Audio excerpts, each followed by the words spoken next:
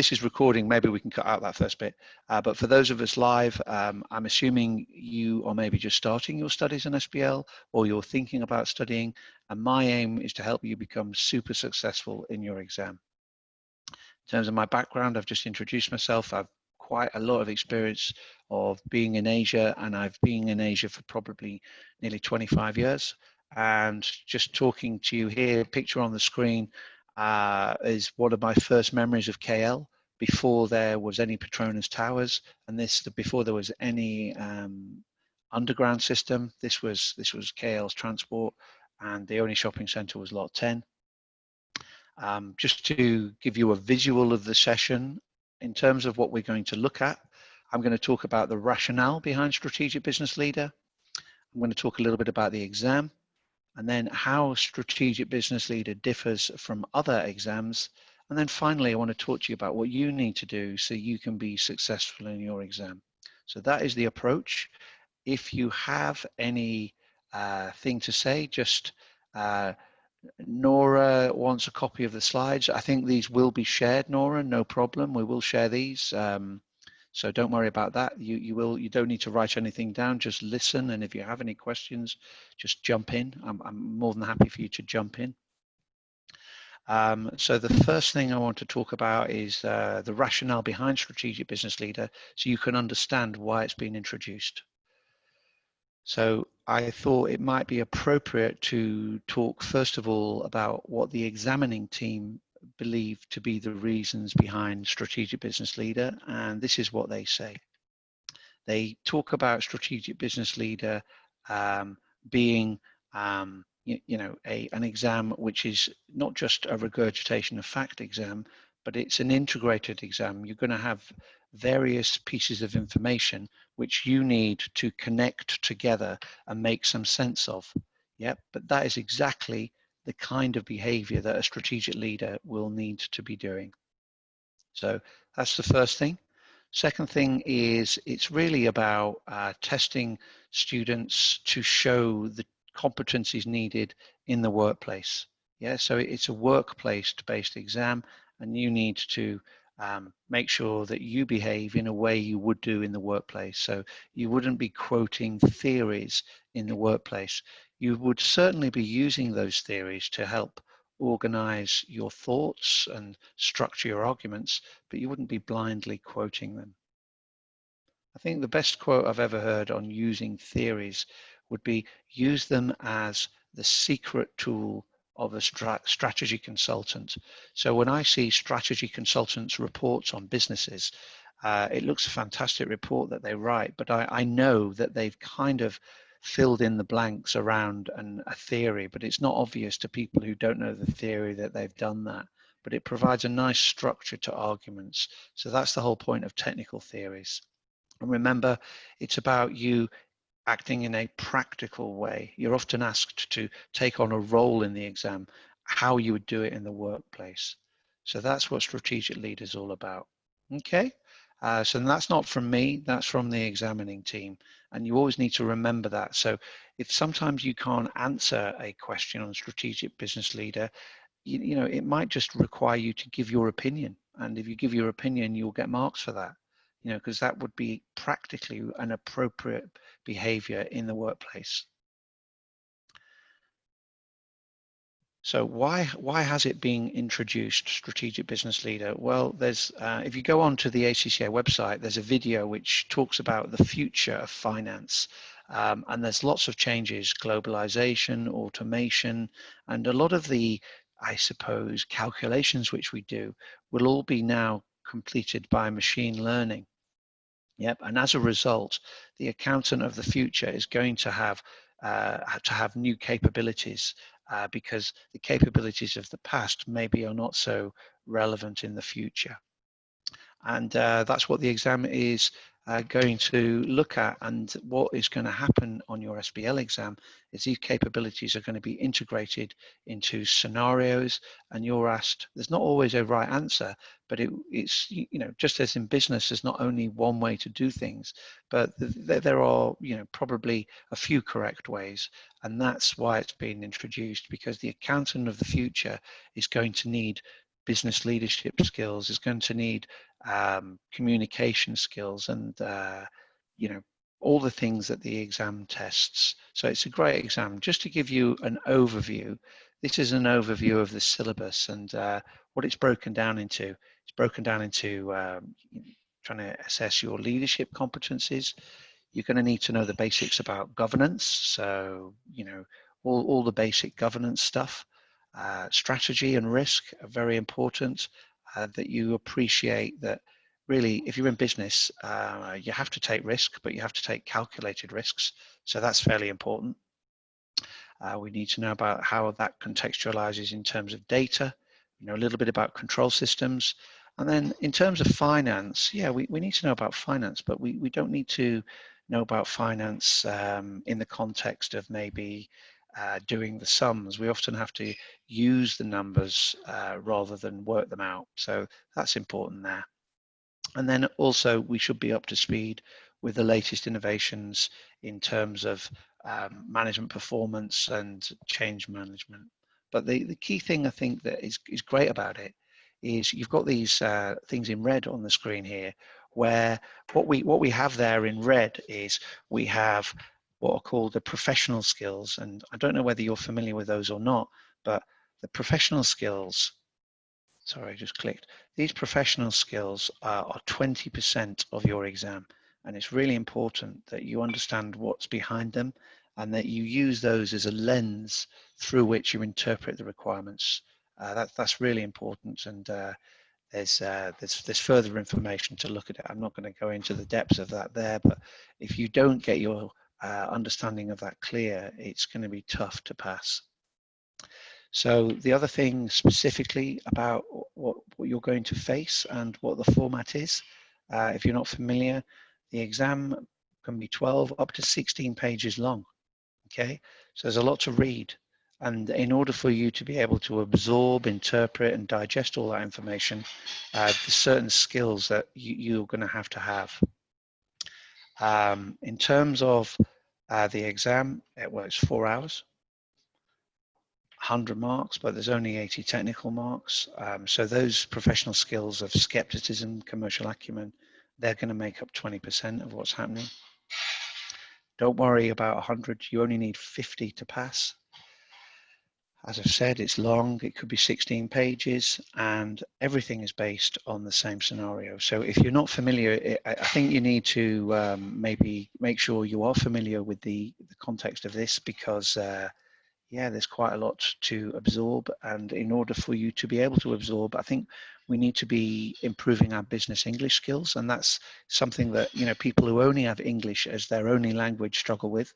So, you know, in order to read 12 pages quickly, you need to be familiar with reading business English, and you can help yourself by, you know, looking at business journals and stuff like that. And it's not about regurgitation of facts. It's about understanding the technical stuff, but being able to take those technical information and blend them in a practical way. So that's what you've got to face. I'll give you an example of some of the things you could get that you might not have seen before. Here's a task. So that, you know, note that they talk about tasks. And in terms of tasks, who are you? Well, here you're an internal auditor. What have you been asked to do? You're asked to present a report, and there's lots of exhibits that you have to use to evaluate, and from those exhibits make some sense of. So just, you might not have seen that before. It's not like define or something like that. So look, you're a chairman of the audit committee. This is the situation. Look at this information. What do you think? And the important thing here, it talks about being skeptical. So if you're going to be a successful accountant, you will need to be skeptical. Okay, you don't just take things at face value. Just because the chairman says it's good, you will say, well, hang on a minute, I don't think it is good because of these reasons. So yeah, it's a skill that maybe you haven't had to demonstrate before. Before, you just regurgitate technical facts, very much more kind of applied at the SBL level.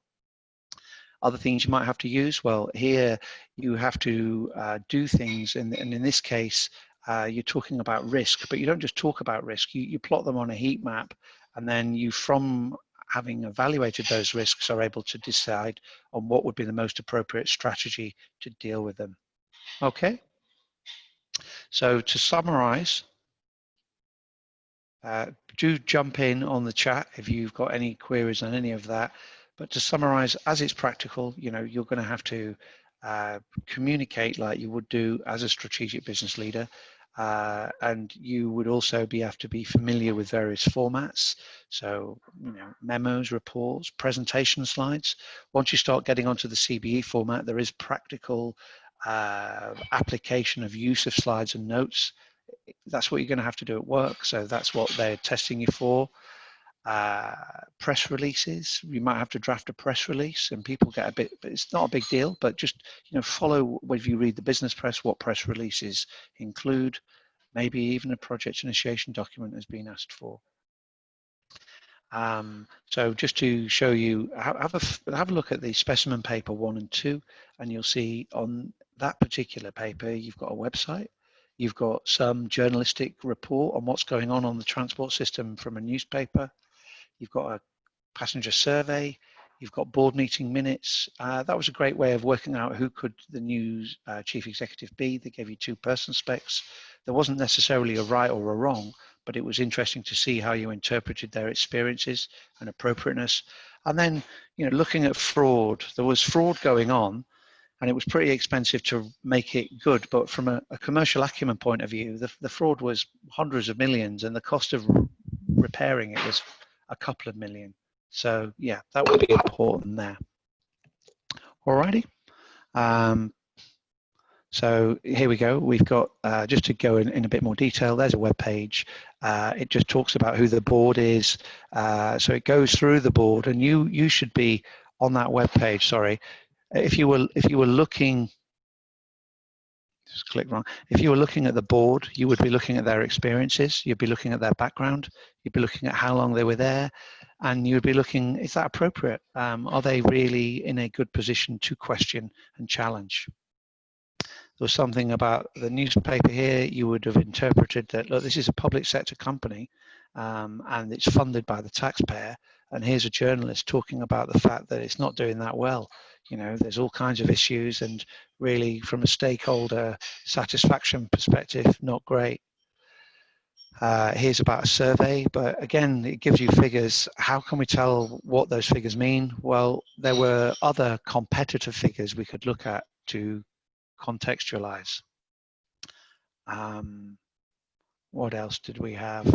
We had a board meeting minutes where the chairman's talking about all kinds of things, but I would suggest that some of the chairman's statements were a bit, well, over confident and not really based on any fact, so you would have been skeptical about that. That's a great one about 2 potential CEO candidates and their experience and knowledge and skills, and you would decide whether they had appropriate experience to run the company. And then quite a lot of fraud, so there was some lots of data there, and as accountants we're obviously given lots of data, but you had to practically evaluate that data. Obviously it's a lot of money, but couldn't you really extrapolate data in the way they did? Again, I just want your opinion. It's not right or wrong, it's what's your opinion.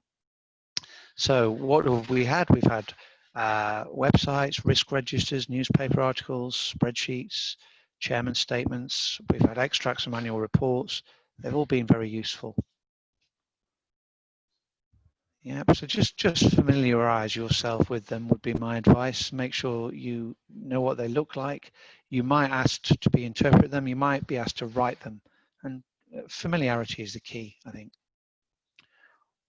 What makes this different between other exams? Well, this is the real crux of things, and it's the rationale behind it. Yep, and this applies to all strategic professional papers, if I'm really honest. It's not about regurgitation of fact. You've proven that in your earlier exam career, and this is very much more practical because the reason behind it, and just going the rationale, the ACCA talk to industry, and they say, look, we're designing a qualification that's future relevant.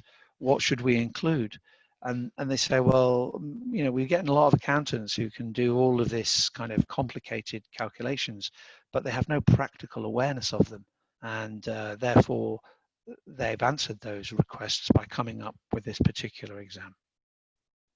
So, yeah, you need to know the technical stuff, but to be honest, the technical stuff doesn't get any more difficult than what you've done before, but you need to apply it as a leader. So, yeah, you've got the knowledge, but how does it apply in the context of real life? And you have to have confidence on that.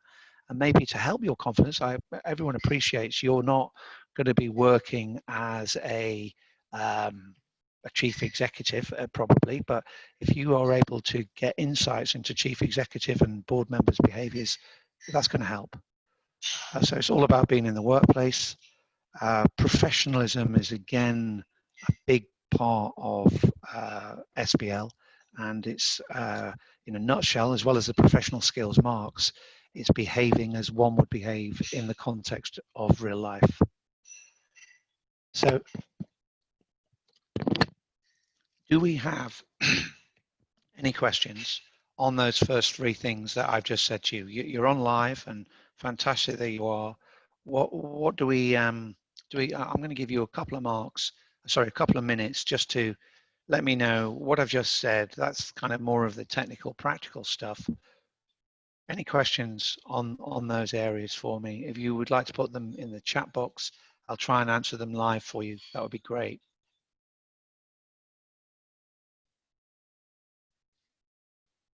Even if you have any, Joanne or Esther, I'm happy to answer your questions as well.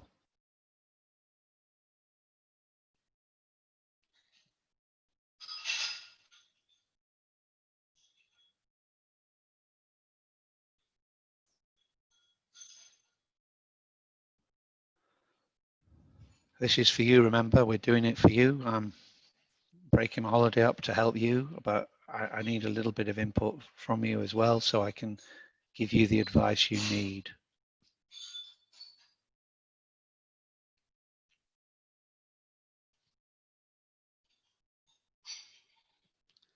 I've just got the chat box open. If anyone's doing it through Q&A, it would just be grateful if you do it through the chat box. That would be great. Thank you.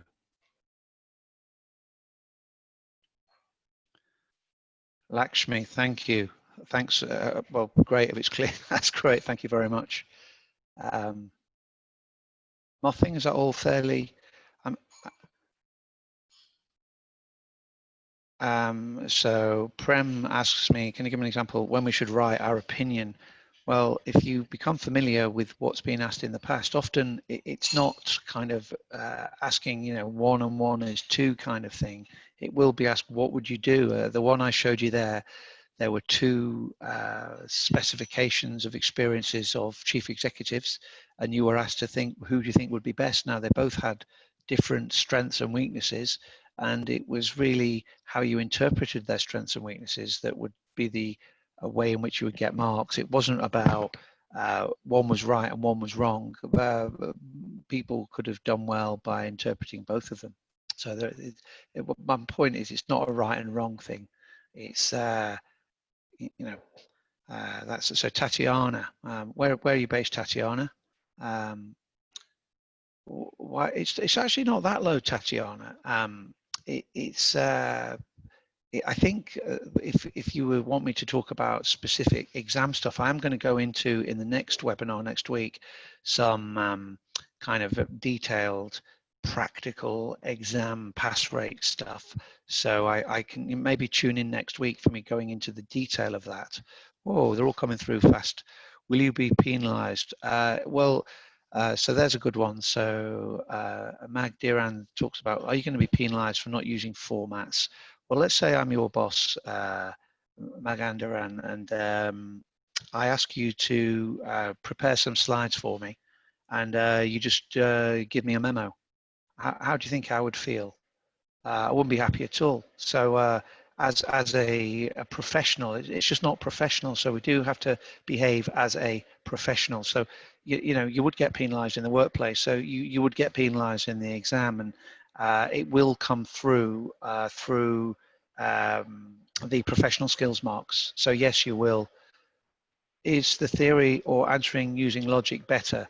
It's a bit of both, Asmar. So, as I said to you, all these theories are great. They just give you some understanding. But as I said, if you look at a strategic management consultant and what they produce in reports, a lot of their reports are hooked on a framework from some theory, but they never reveal their sources. So, as I say, it's this, those theories are fine. It helps you understand things. But I would say they're the secret tools of a strategic management consultant. You know, I'm familiar that it looks great. It really flows well, that consultant's argument, but really they've just hung their arguments on some kind of theory to give it a structure, a start, a middle, and an end, and that's what you need to do. So you know, you do not quote any theory. It's a practical exam. Yes, the slides will be sent. They're available to download. Here's a good one. It's just from KK and KY. Will English grammar and vocabulary affect the grading? No, it won't. I think the ACCA describe it as it's not an examination of English eloquence. As long as you can get your point across and the markers can understand what you're saying, that's absolutely fine. Any tips for improving our professionalism skills? I think you need to read what you might not realize. There is amazing resource that the ACCA put out there to help you. So you must read about professional skills marks and download that report and devour it and read it. I think if you're looking on the YouTube, the ACCA YouTube channel, you'll see that I've recorded quite a few videos debriefing questions. So have a look at those. The other thing to look at, you might be, if you're on student accountant, you might have been reading my articles, which are in student accountant at the moment. I've written 6 articles on SBL, and to be honest, not just SBL, on studying in general. So make sure you read them. Lee says, will there be negative marking? No, there's no negative marking. No, there's just, you won't get marks for it, but there's no negative marking. Never has been in any exams. For communication skills, will be penalised if our answers were not able to persuade. You wouldn't be penalised, but you wouldn't get all the marks, Arif. So there's no negativity, but it's only about rewarding you for you know, doing the right thing. So it is about persuade, influence, inform. That's what communication is about. Carmen, you'll get the slides. It'll come through some practical thing. How crucial is it to know the names of the models? It's not crucial at all, Tatiana. You use the models, as I say, as a framework in your plan to structure a nice argument and answer. But the model, if I was in the workplace and I was saying to my boss, according to Porter's 5 forces, my boss would say, huh? Who's Porter? What department does Porter work in? Never heard of him. So you know, the use of the model, it doesn't really look very professional. You look like a student. You're supposed to be acting as a strategic business leader. Yeah. So, and don't be, you know, sometimes students will look at a question and they say, oh my goodness, which chapter is that one from?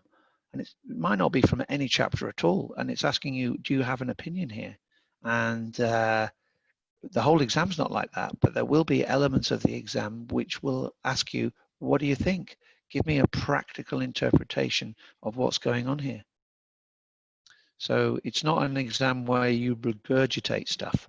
It's an exam where you apply stuff in the context of being a strategic leader. So nice question from our dealer. Is an answer plan necessary to be included as part of our answers? I would say I would always include it. And if you were doing the exam, I know we're from all different places, but say some of you are doing the CBE format, I would actually include my plan in the word processing area and not in the scratch pad, because the scratch pad doesn't get submitted, whereas everything else does. If you're doing a paper-based exam, just make it very clear for the marker, title it plan, do your plan and just draw a nice straight line through it, and then you won't confuse the marker.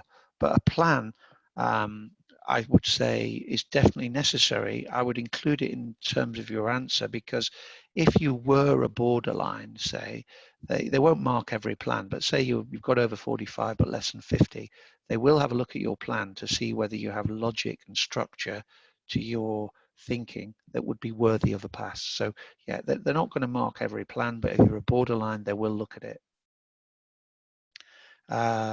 So Sharin talks about being difficult to demonstrate skepticism. Well, if you're skeptical, if you look on the article, I have a read of that, but it talks about probe, question, challenge. So if you're skeptical, you probe what evidence is there to back up what they're saying. Question what they're saying. Is it right? Why are you saying that when the evidence from newspaper reports is this? And challenge it. I mean, as a NED, you're expected to be challenging, not in an impolite way, but it goes with the territory that NEDs are there to scrutinize and challenge.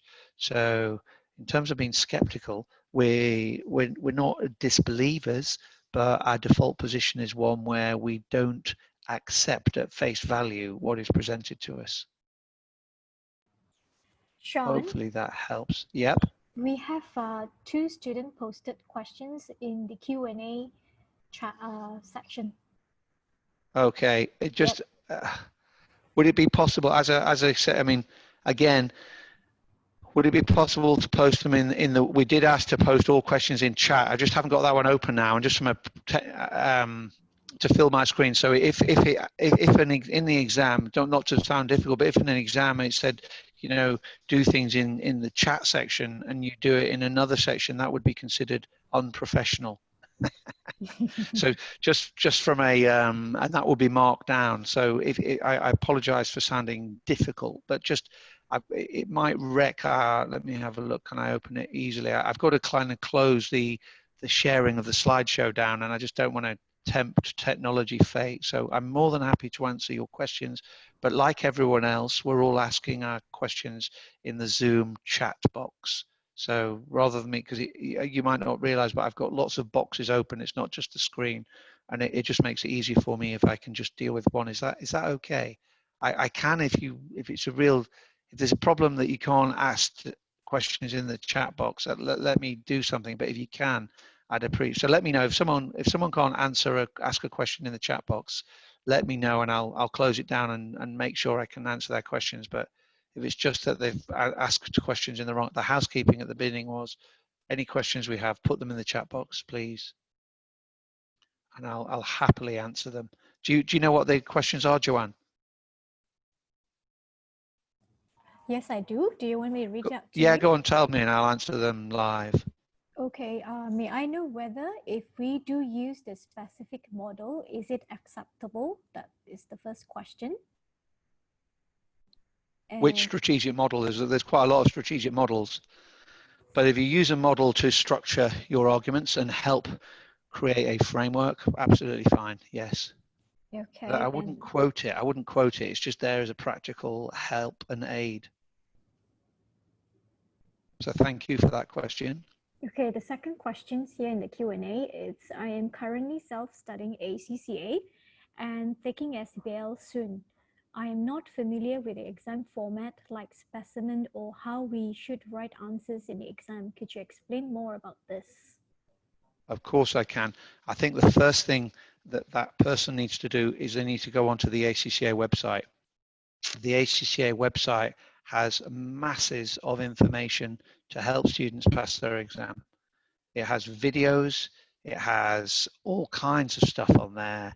It has more information than you can probably deal with. And I'm always surprised how people don't really use all of this. There's tons of stuff there. So there's videos on YouTube. I've recorded quite a few videos on YouTube for the ACCA, and it goes through in a practical step-by-step way. So yeah, that would be my advice. You need to really have I mean, there's a lot of information there, I appreciate, but the resources are amazing. And if you're self-studying, I'm going to talk a little bit about what you need to do from that perspective. But I think people sometimes just expect it to be sent to them in their inbox. There's huge amounts of resource that you can access from all different perspectives. So just get on there and have a sniff around would be my approach, if I'm really honest. Hopefully that helps.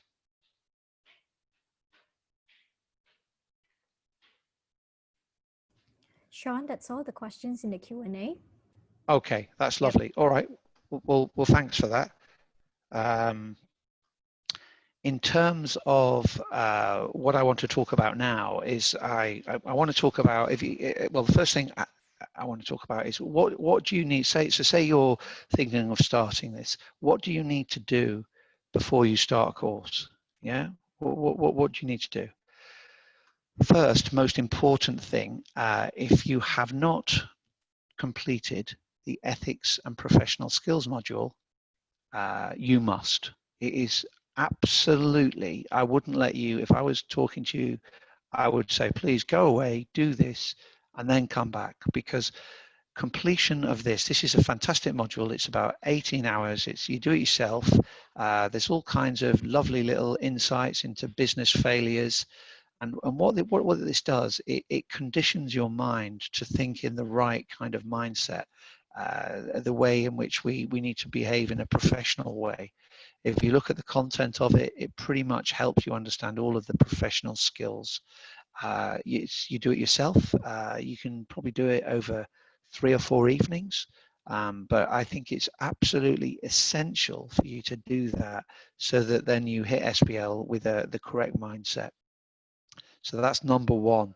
If you think, oh, I'm going to wait till the end, you're crazy. Don't leave it till the end. It's absolutely essential that you do that. It's a great resource.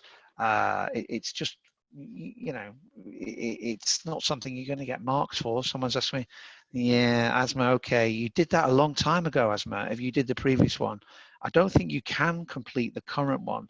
And I think you might need to chat to Joanne and Esther what resources are available for you to maybe have a look at that. I'm not completely up to speed with regard, you're Asma, I think you're quite unusual having done that, but I think the new one is if you haven't done it at all, you must do it, because the new one's much more beefed up compared to the old one.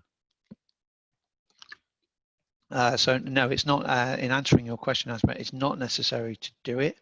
But my point would be, for those of us who haven't done it, it is a really good preparation for SBL. It's more relevant to SBL than any other paper. So you must do it, but it will help you with other strategic professional papers. So that's number one. Number two is read my articles on the student accountant. Yep, you should have the student accountant app. You might have heard about the power of visualization to motivate you. I think a lot of us don't actually get a lot of help in this area. So how do we, the difficult thing is starting, and I've spent a lot of time researching and writing on what you need to do on how to get yourself in the right frame of mind. And it's a really important part of studying. Prem's asked me a question. I've completed the initial ethics module before the new syllabus. Okay. I don't think you can purchase it, Prem. Once you've done it, you've purchased it. I've got Natasha, you've raised your hand. Would you mind just putting things into the chat box? That would be great. I'll happily answer every question in the chat box, just to minimize the amount of boxes I've got open. I've had problems accessing it, viewing it without purchase. Oh no, that's all right, Natasha. It was an accident. Is there any? Prem, I think you need to take that up with Joanne and Esther. If there is any way in which students who have paid for and completed the earlier ethics and professional skills module, whether they can get access to the information that's there. So it was in a. There was, I think you need to talk to Joanne and Esther on it, would be my advice. But going back to what I was originally talking about, first of all, do you have Student Accountant as an app on your phone? If you don't, make sure you do. So from Ryan, I've got Ryan here. It's not necessary to complete the current module. EPSM will support. Yeah, yeah, you don't have to complete it. Sorry, if I've come across, Ryan, is that you have to complete it. You don't, but I would require you to if you are my student, because I know what a massive impact it has on your SBL success. That would be my stand on it. Yeah, so it's important for preparation of your mind. So there's a series of 6 articles. Please read them. So this one was about power of visualization. This is about planning so that you can get to your destination with the ease. It's all about getting study fit. I'm not sure whether you do anything about this, but there's all kinds of things you need to be aware of. To study requires willpower.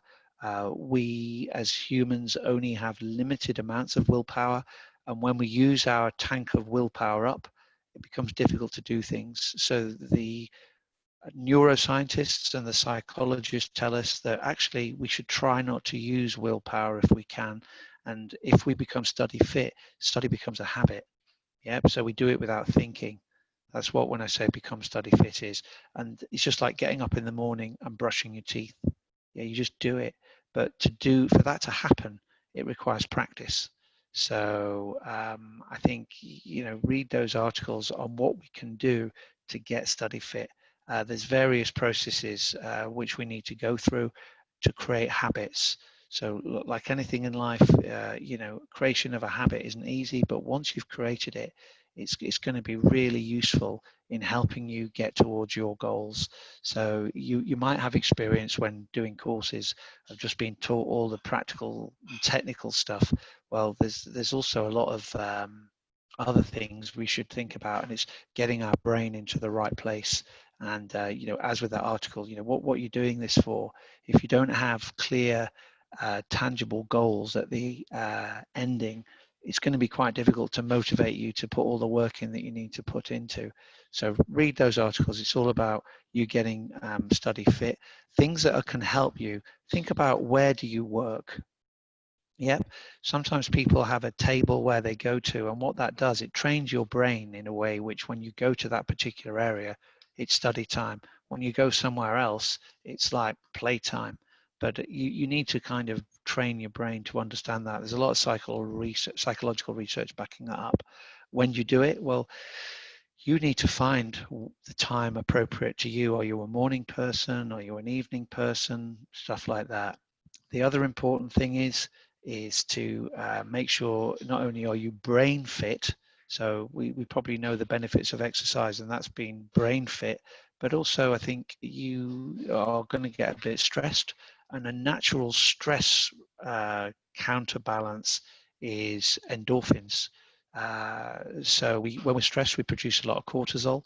If you exercise, you produce an endorphin, which kills that cortisol, just helps in the overall process. So we need to actually practically arrange our lives so we know when we're studying, when we are working at work, when we're exercising, and obviously when we relax. If we don't have balance in all of those areas, we're not going to be as effective as we could be.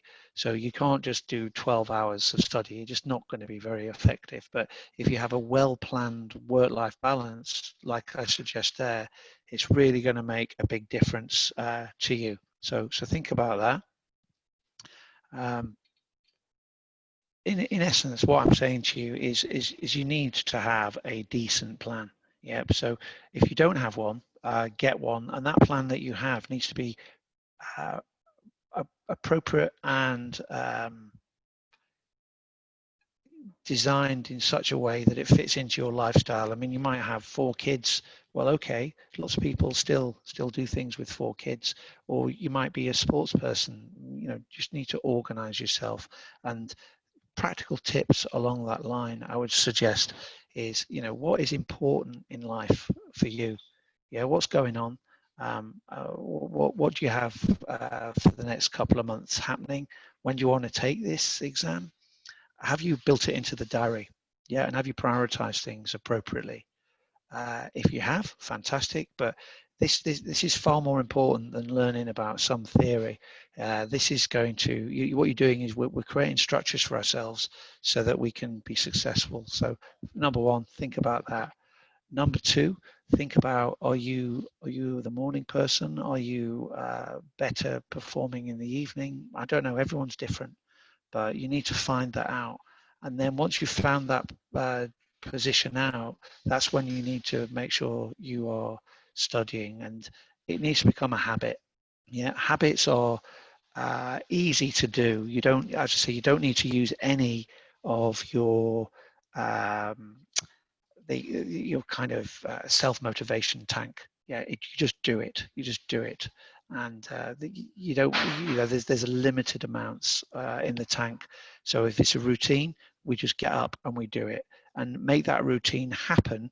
And the way you'll make that routine happen is by helping yourself by having tidy workspace and an alarm clock and all the practical things people have hopefully told you about before. Also, you will have experienced, hopefully anyway, a time when you just kind of get into the zone. They call it a state of flow. And a state of flow is one where we are most productive. And that will be the result of maybe finding the right space, finding the right time. That's really important that you find that. I've just had something from Carmen. Going back to questions for the questions, asking for opinions. There are no right answers. There's no right ways of doing things. Actually, you know what? Can I just finish this one off, Carmen, and I'll come back to some of those. The other thing for you to do things, if you don't have a deadline, you'll just keep procrastinating. So I think probably a student's worst enemy is the procrastination enemy, and you keep putting things off. If you have achievable objectives written down and you maybe put them on the wall and they have clear deadlines and outcomes, really important to have that. So set yourself some deadlines. There's various things that you can use, like apps. I don't know, has anyone ever heard of the Pomodoro technique? I don't know. Have a look, Pomodoro, and it's just it's based on what neuroscientists have found out, that our brain has an ability to concentrate. Well, probably if you've not trained it, probably a maximum of 20-25 minutes. But if you start to train it, you can probably move it up to deep concentration for maybe 40. And we do this by breaking down our sessions into small 20-25 minutes, and a little alarm goes off and it gives you a break and it comes on again, and it's not just someone's opinion, it's all based on neuroscience and a lot of psychological research. So Pomodoro, have a look at that little app on your phone. That's going to help you, and it just stops you procrastinating. It stops you going off surfing on the internet and all that stuff, as you break it into manageable chunks. Social media, you almost need to just you probably won't want me to say this, but I mean, this is a big problem in business as well as it is in study. You've just got to turn it off. You've almost got to just take a holiday for it, would be my advice. So yeah, the other thing, we've got to have some kind of benefit. So what's the benefit of all of this? You'll have days in which you do what you want to do, and that makes the days where you have to work hard happen more easily, because well, the payoff for this is a reward. So think about rewards. Think about your energy levels and how you get them up. So people have different methods of doing it. I mean, so energy levels are calm as well as happy, but music can do this. Think about practical things. I think on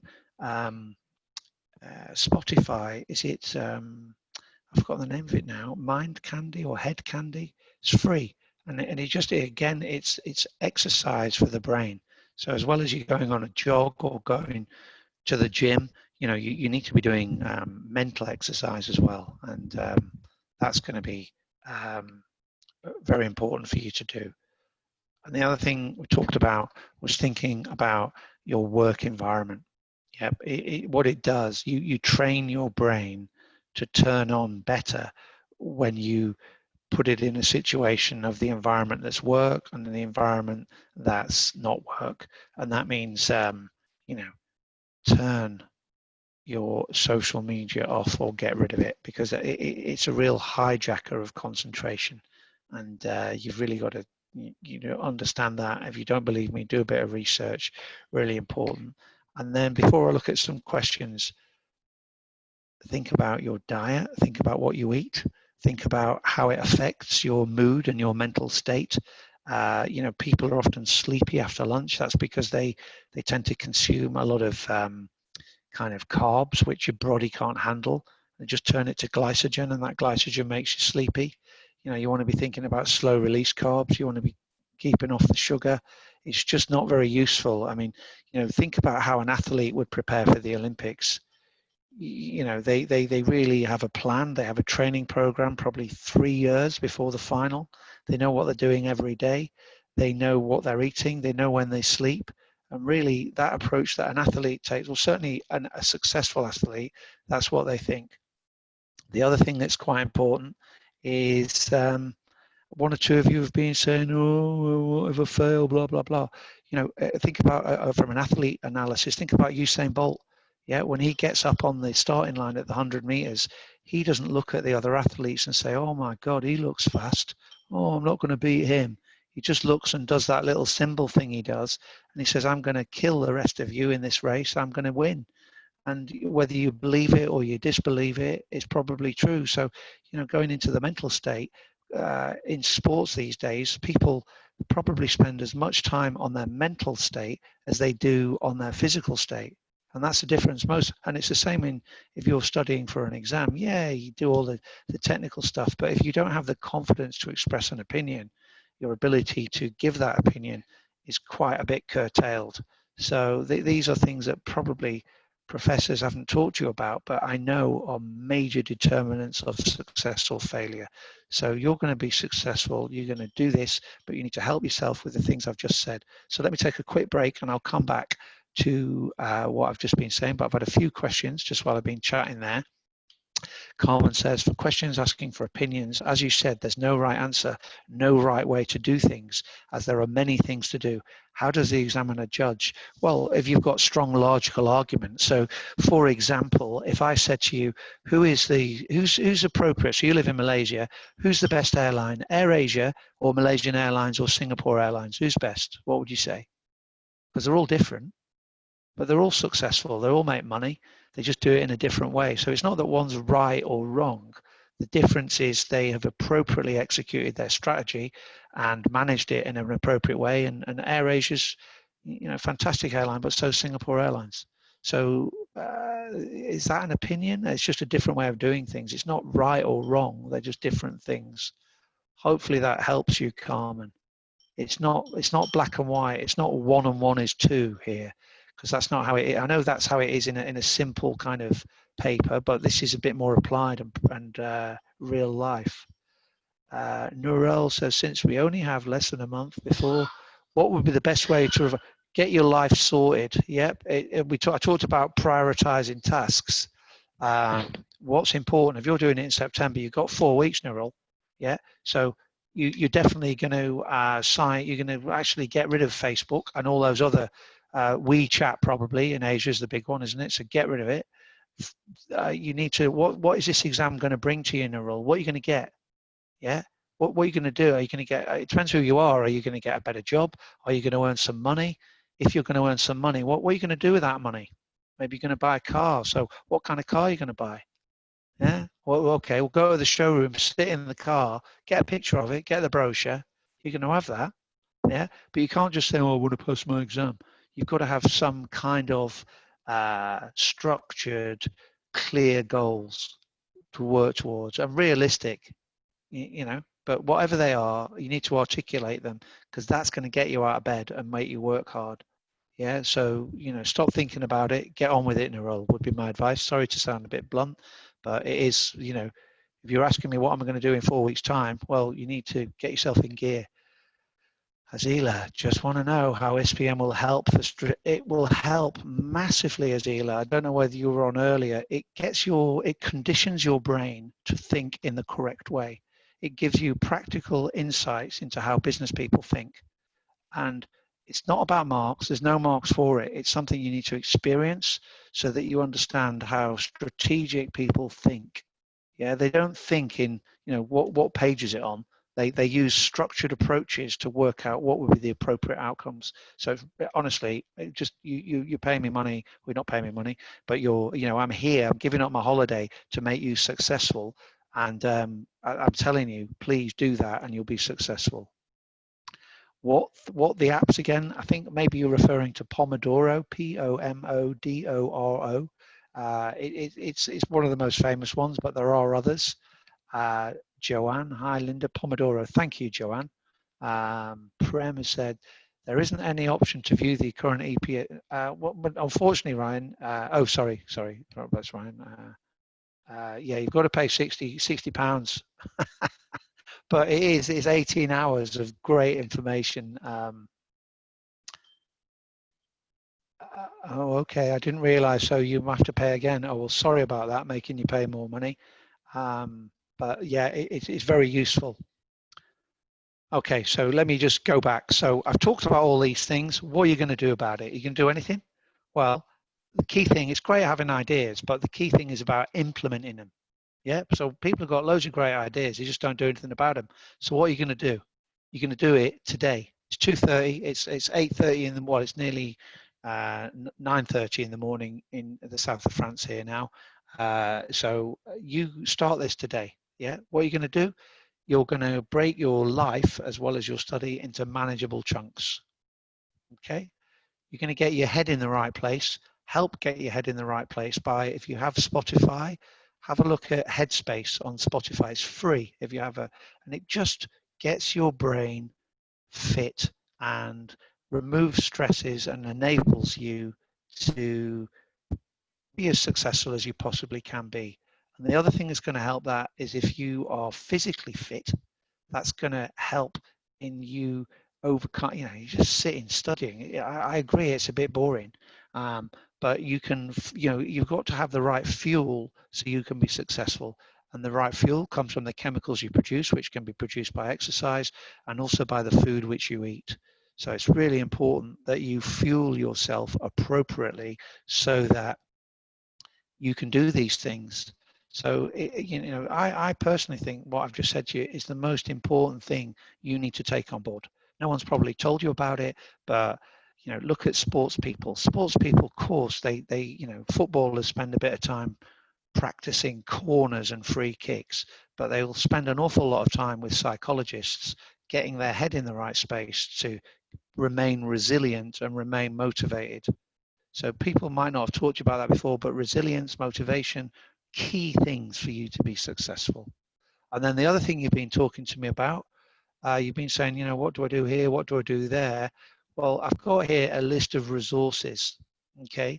So if you want to understand how ethics affects business behavior, the ACCA has a code of ethics and conduct. And if you read that, you will understand, they're extreme, to be honest. But I'd also read big companies' reports. I'd look at, Shell, BP, Tesco, Diageo, and have a look at what do they do in their annual report with regards to their governance reporting, with regards to their social responsibility position. And if you just read this as almost a bit of fun, you just start to understand it. Yeah. It's also important for us to articulate in business English. So we have the Accounting and Business magazine produced by the ACCA, but you can read others as well, but that's particularly good. And it talks about lots of the modern things that businesses utilize to be successful. So data analytics is obviously part of your syllabus, talking about big data. You need to know about how that's used, how it's helpful, how it can be confusing. And the other thing that you should have a look at, again, you can download this as an app, and that's the ACCA Professional Insights section.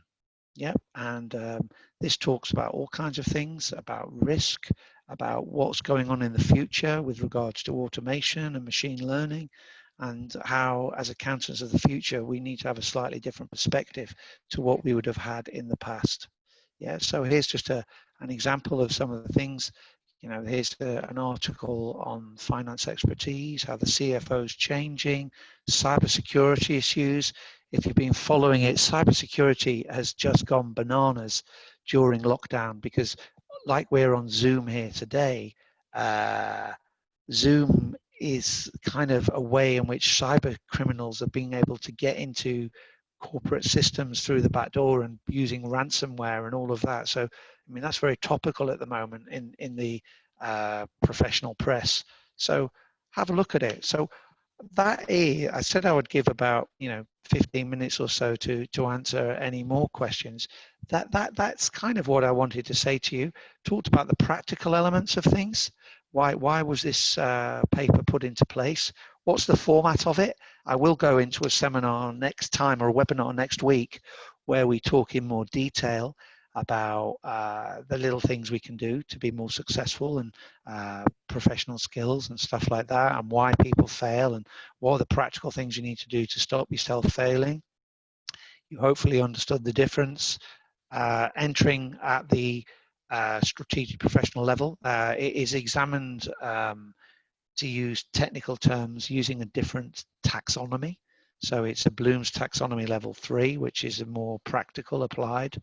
And then most importantly, I think this is really going to help you really think and maybe do some research yourself, how in order for you to be a successful student, you need to have a good balance, an overall balance in diet, in mental health, in organized life. They are things that are really going to contribute to you being successful in your exam. So make sure you look after all those things, because then the exams will more easily look after themselves. So that's really important. So in terms of what I wanted to say, that's the kind of main things I wanted to say. Let me just put it open there. Ask me any questions you want, and I'm happy to answer any of them. KK and KY says, does revising and reading P1, P3 past papers help? Well, not really, because that was an old exam. There's a similar DNA, KK and KY, but there is lots of information available for you to look at SBL. And if you are reading any information, only read ACCA official material. So at the moment, the people that produce books are only Kaplan and BPP. All the other stuff does not have sanctions. There are some, so you need to check on the ACCA website what is the official stuff, because really, if you are digesting stuff that isn't official, you might be wasting your time. So please be really careful on that. If you're going to set aside time to study, you need to be using the appropriate resources which have been sanctioned by the appropriate body, which is the ACCA. So that's really important. Hopefully that helps. Any other questions that you have in the chat box?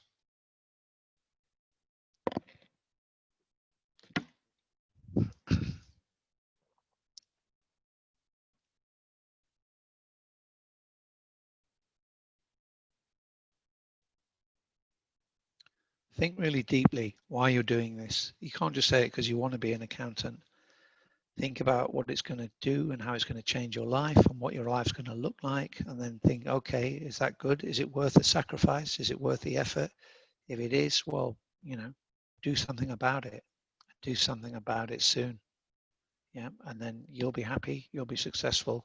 But I think we need a bit more than just, I want to be an accountant. We need to have translated what being an accountant is going to do for our lives. Because if it's not going to do anything, I think you'll struggle to work hard and be motivated. Yeah, and it requires work, and to help you do it, you need to have routine, you need to have habits. Like, it's like anything in life. It's like dieting, it's like training to run a marathon. You need a structure.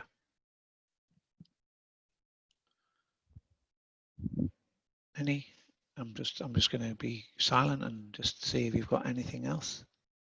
I mean, Joanne or Esther, if you wanted to jump in and say some things I've said, and you might think, oh, I think I need to clarify what Sean said there, because people might interpret it differently.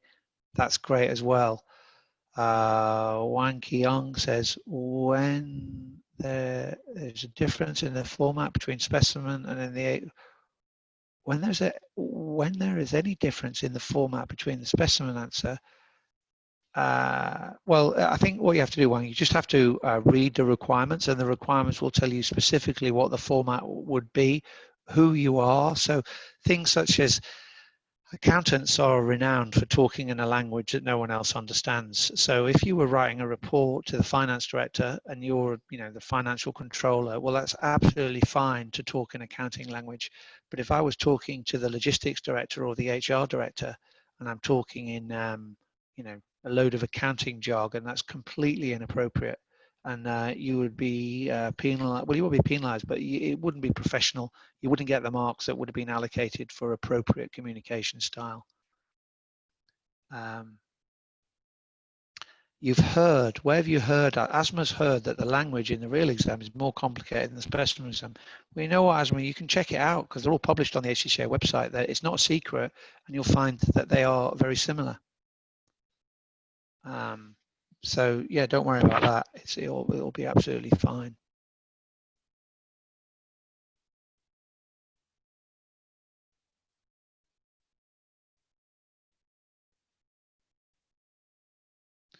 Prem says, I mentioned about questions requirement pertaining to finance. Could I share more about it? Well, I think you need to have a holistic financial perspective. So, it's not about being able to return on capital employed, return on investment, do all the ratios. It's about, you can see in the business that their gearing is quite high. You can see that that gearing is probably higher than the competitor's gearing, and they're thinking of maybe raising some debt finance. Well, you would maybe question whether the debt finance would be able to be raised. And if it was able to be raised, it might have to be raised at a high cost because there's more risk in a company which has high levels of gearing, taking on even more debt. So, that's like a practical accountant's view, but you're not going to have to write out the P&L. They'll give you the P&L. They'll probably even give you the MPVs. And then you would say, well, actually, yeah, you can work out the MPV and that's what it says. But, we're looking at 7 years here and we're going into a new country with political unrest. Could you really predict financial outcomes for the next 7 years based on what appears to be all accurate figures? It's mainly guesswork. And as long as we're, maybe narrowing down the choices, but we're not expecting that the absolute figure to be the one that comes out. Whereas at earlier stages in your exam life, it's about, that's the answer, it's positive, let's invest, or it's negative, don't invest. It's not so clear cut in real life, and the exam would expect you to demonstrate awareness of that. Hopefully that answers your question, Prem. Beatrice, how can we gain commercial acumen? Well, again, you have to do some exercises, but say you've got, I'm not sure where you're based, Beatrice, but let's assume if you were based in KL, you might be based somewhere else. If you had, I don't know, a $5,000 US Proton car, would you put $10,000 alloy wheels on it? Probably not. Yeah. Because it wouldn't be commercially a good thing to do. But if I lived in a, $10 million apartment in Singapore and I put in, a $2,000 IKEA kitchen, that could devalue that $10 million. There would be an expectation in a $10 million apartment that you have a certain standard of kitchen, and it probably wouldn't be a $1,000 IKEA one. So that's what we mean by commercial acumen. You use your brain. It would be appropriate in a small, cheap thing to do something small and cheap, and in a more expensive thing, you would have to make it at least appear to be appropriate. That's what commercial acumen's about. Is it worth spending £1 million on burglar alarms to secure a house where there's not been any burglaries in the last 50 years? Probably not. So that's kind of how your brain needs to be thinking. Okay, Beatrice, so the Proton wasn't a bad example for you then, so thanks. So yeah, great, thank you for those. Anything else from it? I mean, ask me as wide as you want. As I say, I've been working with the ACCA for 20 odd years, and I know quite a lot of things about it, so let me know. And equally, after, if you think about things, Joanne and Esther have not brave, they're very knowledgeable as well. So ask those about it.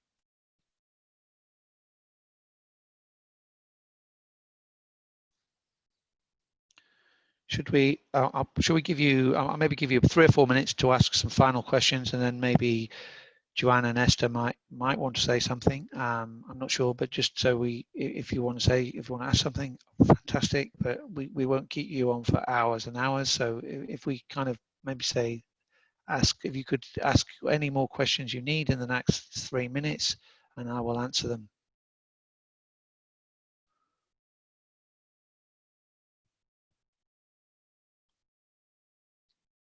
If you're watching this on record, you can see the benefit of attending it live, because attending it live, you can ask your question to me and I will answer it.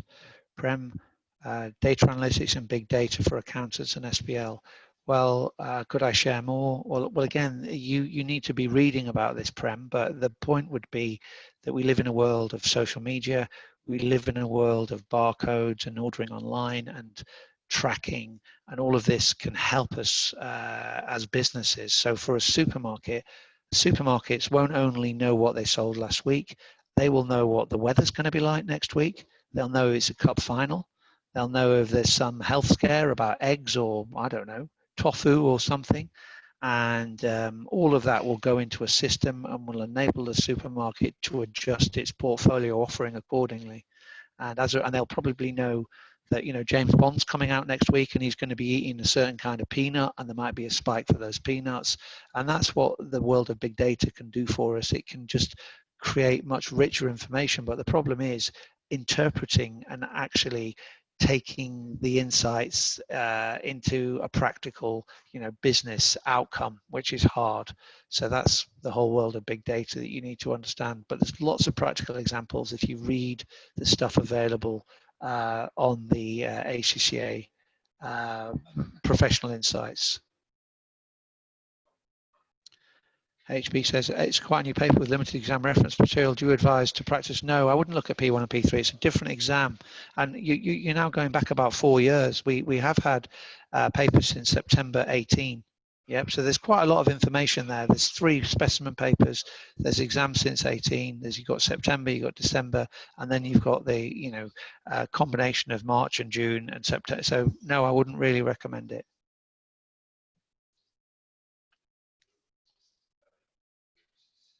It depends. I think if you're going to spend money, Raja, studying with an institution, you need to make sure that that institution is sanctioned by the ACCA, that they're an approved learning provider, because the ACCA audit them. So it's no good going to people who aren't. I'd be very careful looking at some of the dodgy stuff online, because if it's not sanctioned by the ACCA, I don't think it's any good. Nora said, a question of value chain.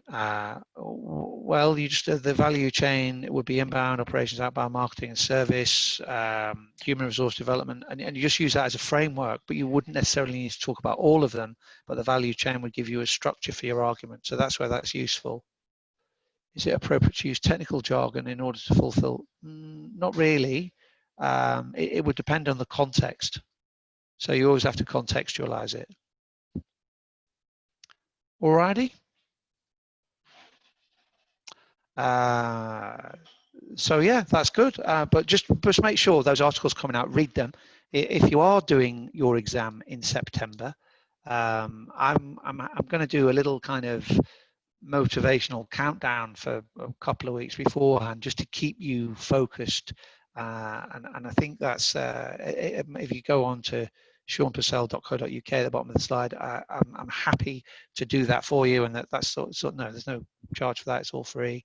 But just to help you, I'll just put it on some kind of I haven't decided quite, but something like MailChimp or something like that. So you'll just get something in your inbox. Have you done this? Have you done that? Boom, boom, boom. So hopefully that'll help. Yep. But it's about getting you're in charge. It's about you getting yourself structured. It's about helping yourself by having the right structure to your day, having the right nutrition, building in sleep, building in exercise. If you look after all those things, it'll kind of look after itself. Okay.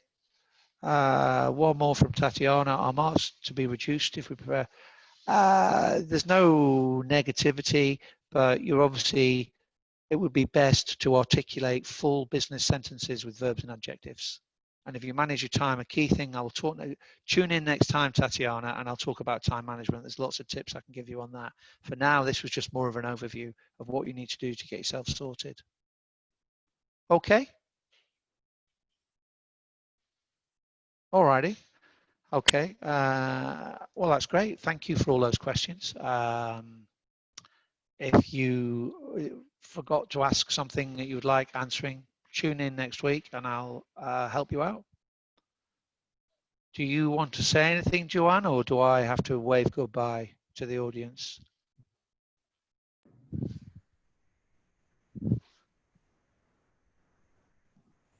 Hi, Joanne. Yes, hi.